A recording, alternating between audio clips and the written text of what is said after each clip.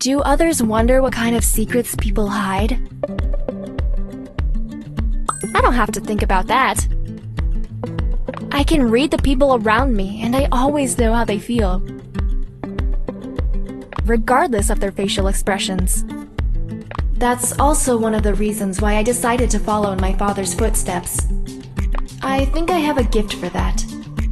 That's why I was working so diligently and constantly improving my skills. That was my passion. I was interested in the course book, but the constant blinking of my phone screen kept distracting me that time. Akiko's awake, and now she's gonna bombard me with texts. It's time for a break! Akiko is my best friend and the voice of reason. She doesn't take shit from anybody, and she's always brutally honest. Many hate her for that, but I just adore her. Her dream is to become a doctor. I know what you're thinking right now. How can such a sharp-tongued girl be sympathetic and kind towards the patients? I'm not sure either, but Akiko would most certainly do her best in order to control her inner demons, or at least she'd give it a try.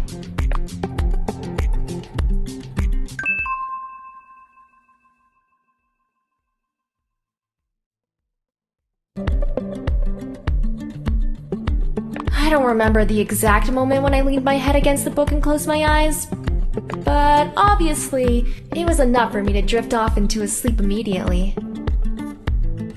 That was how I spent the entire night. I opened my eyes and lifted my head from the book.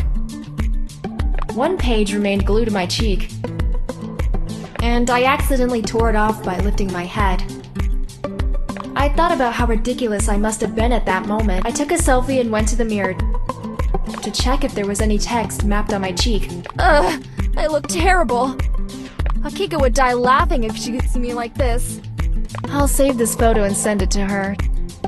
To make her smile next time she feels upset, I picked up the scattered notes from my desk and put them in my backpack. The preparation classes for the entrance exam start in 2 hours. I put on my favorite outfit.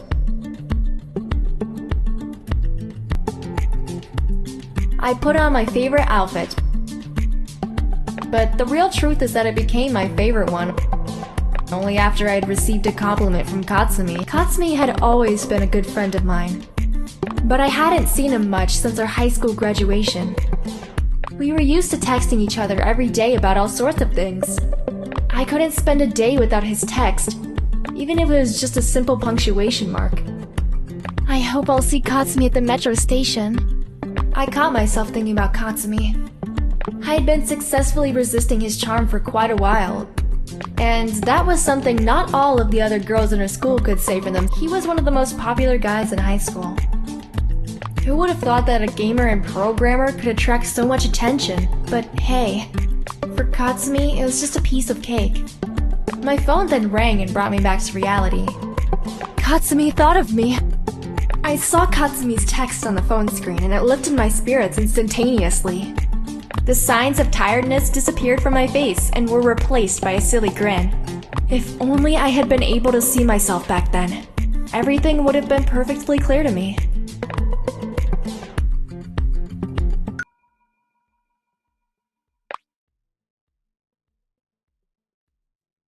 Luckily, the metro station wasn't very far away from my apartment. I ran all the way down to it as to not miss the train. I was shoving through the crowd and spotted Akiko from the corner of my eye. Huh!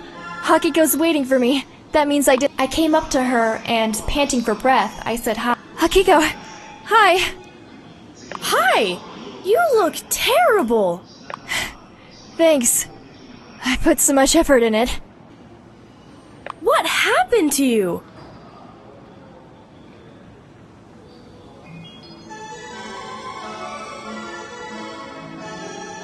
Nothing. I've been running on my way here to get— We have a couple of minutes left. What kept you so long? I overslept.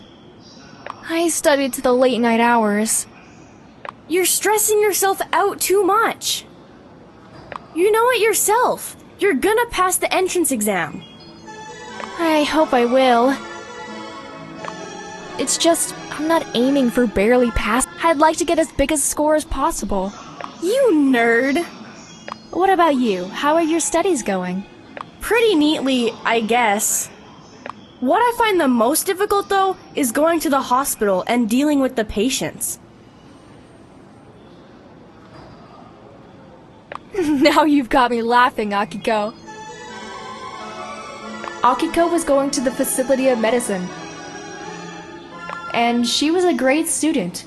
The thing that was bugging Akiko the most was that there were people in need of medical help, but they couldn't get it because of some other people who only thought they were sick and had enough money to pay the doctors. This may be a little weird to think, but that's Akiko and her perception of the world. No, I'm serious.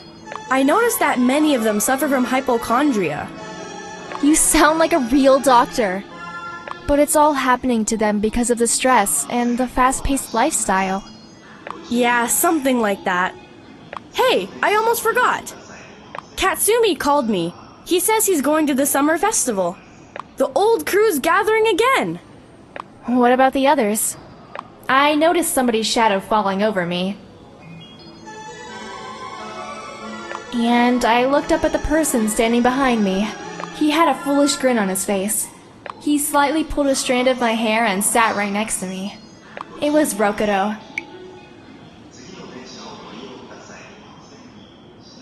Hey girls, what are you plotting? Hi, Rokuro. You know me. I'm getting ready to make someone's life hell. Rokudo, Akiko's just joking. We're talking about the summer festival, and how that would be a perfect opportunity to get the high school gang together again. Rokudo went to my high school, and he's always had a smiling face. The only thing that was getting on his nerves was injustice. It was no wonder he decided to study law and become a lawyer. Apart from that, he's really a sweetheart, until someone makes him mad. Count me in. It's not like I have something more important to do tomorrow. If only we could all be so carefree like you are. You're exceptionally lucky. I hate you, Rokuro. Thanks, Akiko. I'll take it as a compliment. Rokudo, where are you headed so early anyway? You going to college? No way! I'll show up there only when I have to take the entrance exam. You're lucky, 'cause you can be so relaxed about it. I'm already extremely anxious. You should really chill out a little. I know exactly how I'd relieve your tension. But I also know you'd turn me down.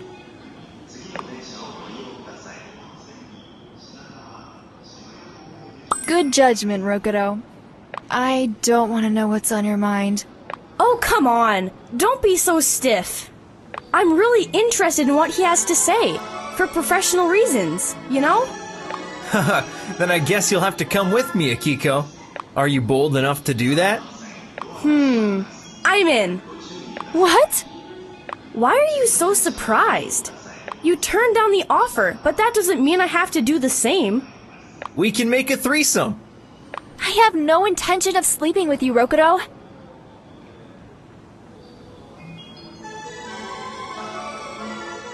Sex? You meant sex. You just couldn't say it out loud. Rokuro, come to think of it, I think she actually needs you more than I do. Please, do interfere. Stop screwing with me! I have way more important things on my mind right now. Stop pouting. I was just kidding you. As a matter of fact, I wanted to ask you to come with me to a tattoo studio. You're gonna get another tattoo? Yeah, the pain of getting a new tattoo will suppress all other feelings. In case you change your mind, you know where to find me. Makes sense. But tattoos are permanent, unlike feelings which are transitory. That's precisely what I wanted to say. I'll manage somehow. One day, everything will be over. As you wish, girls. The train arrived and we had to say goodbye to Rokudo. He waved us goodbye and signaled with his hand to give him a call later. Suddenly, I felt a huge excitement knowing that Akiko, Katsumi, Rokudo, and I were going to be together again. That feeling kept me going throughout the whole day. Akiko's right. Sitting home all day is not healthy. I miss my friends. I miss going out. I could even wear a kimono for this event. only wonder where it could be now.